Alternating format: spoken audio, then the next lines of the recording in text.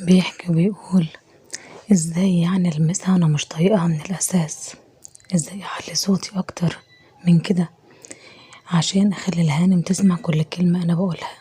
هي مش ليلة الدخلة دي بين الراجل والست بتكون فيها رغبة ومشتركة ومشاعر؟ انا ما عنديش ليها رغبة ولا ليا رغبة فيها ولا مشاعر. انا مش عايز ادخل عليها، هو بالعافية يا ناس؟ مش كفاية متجوزها غصب عني؟ كل حاجة اوامر جدك اوامر جدك. يعني ازاي ارجع من المانيا بعد شغلي الاقي كاتب كتابي وفرحي وجوازي من واحدة معرفهاش غير بالاسم، ولا عمري اصلا شفتها من لما كنا عيال صغيرين؟ والله العظيم ولا هنفذ حرف من اللي انتم عايزيني اقوله هو اعمله. فلنفترض ان قصة النهاردة اسم الناس فيها احمد وبسمة. فبيحكي وبيقول: انا احمد الدمنهوري لما اتجوز على الوقعة دي، ده وقعة منيلة. وبعدين انتم مفكرين اني هتجوز واحدة انا عمري ما شفتها، وكمان كانت مشوهة وعملت عملية ومخبية وشها ورا النقاب اللي هي لابساه، وخلوني اتدبس فيها ليه يعني؟ انا اللي كل بنات البلاد بتجري ورايا اشاور لهم بصباعي يبقوا تحت رجليا، اروح اتجوز واحدة زي دي وعايزيني كمان ادخل عليها واعملها كأنها مراتي؟ انا خلاص هتجنن. كاتب الكتاب وقلت ماشي. بسم الله والحمد لله والصلاة والسلام على رسول الله. ده قصة النهاردة حقيقية من واقع الحياة لشاب نفترض انه اسمه احمد، ونفترض ان البنت اسمها بسمة. القصة دي فيها عبرة لمن لا يعتبر، ازاي ان الاهل بيدوروا على الورث وعلى الفلوس اهم من سعادة ابنهم او بنتهم. خليني احكي لكم الحكاية بالتفصيل. قلت هي جوازة كام شهر وطلقتها، لكن ادخل عليها ازاي؟ عايزين نلمسها غصب عني ازاي؟ من سابع المستحيلات. ازاي يعني المسها وانا مش عايزها؟ في راجل بيلمس واحدة هو ما عندوش رغبة فيها؟ ازاي يعني؟ وقفت بسمة اللي هي العروسة ورا السلم اللي بيطل على الصالة الكبيرة، وهي بتسمع لأحمد وهو عمال يكلم أهله وبيزعق لهم وبيقول لهم إن أنا مش عايزها.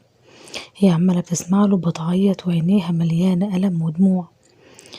قاعدة تسمع وهو بيحب يتكلم مع أمه وأبوه، وبتحط إيديها على وشها مكان التشوه اللي أصابها وهي صغيرة، وتشعر بالحزن وتحس بالحيرة والندم لما هو مش عايزها من الأساس.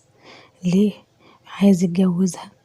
ليه بيفكر فيها وبيقول لهم بالكلام بالطريقة دي؟ ليه وافق على كتب كتاب والجواز بيها؟ عمالة بتسأل في نفسها وهي بتبتعد وبترجع ورا السلم عشان محدش يشوفها، وعمالة تقول لنفسها: لو أنا فعلا مشوهة ومش عاجباه كان رفض يتجوزني. ايه اللي يخليه يقبل بيا من الأول؟ كان ممكن صارحني وأنا كنت هرفض أتجوزه وأحاول أبعده عني. بس أعمل ايه؟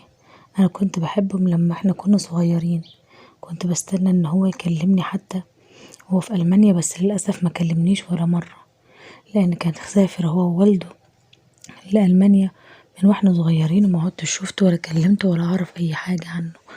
بس أنا كنت فضلت أحبه، كنت بشوف كل يوم البوستات بتاعته على الفيس، كنت بتمنى ان هو يعبرني ويرد عليا لما بعتله تعليق، بس للأسف كان دايما بعيد عني. ما صدقت ان عمي يقول لي ان هو عايز يجوزني ابنه ده، فرحت، والفرحة كانت مش سيعاني. حلم عمري اللي انتظرته 35 سنة بيتحقق قدامي. انا رفضت كل العرسان اللي جاتلي مع اني من عيلة كبيرة علشان هو لحد ما وصل سن ال35 سنة، ويوم ما احس ان حلمي بيتحقق اسمعه وهو بيدمره بايديه ويقول ان هو مش عايزني.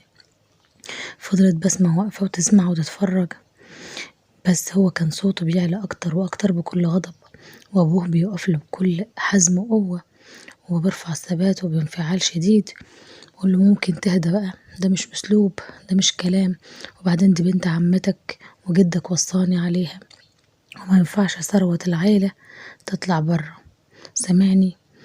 جدك حاطط شرط هو انك لازم تتجوزها وتخلف وريث للعيلة، وكمان جدك حطها شريكة في كل حاجة، فانت لازم تتجوزها وكمان تدخل عليها وتخلف منها علشان ناخد الورث كله. بتقول بسمة بتقول سمعت كل الكلام ده وانا حاطة واقفة حاطة ايدي على بقي من الصدمة. ازاي عمي اللي مفروض مكان ابويا يعمل فيا كده؟ انا والدي متوفي وانا بنت عمة احمد ده، وعلشان كان عندنا ورث كتير من جدي، جدي اشترط ان انا واحمد نتجوز ونخلف وريث للعيلة وبعد كده ناخد الورث كله، عشان كده عايزيني اتجوزه. المهم والد احمد بيقول له انت مجبور وغصب عنك لازم تنفذ الشرط ده وترضى بيها وتخلف منها كمان. ده بقى امر واقع.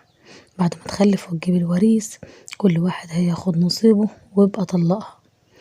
وقتها احمد سكت وقال خلاص هشوف اخرتها ايه.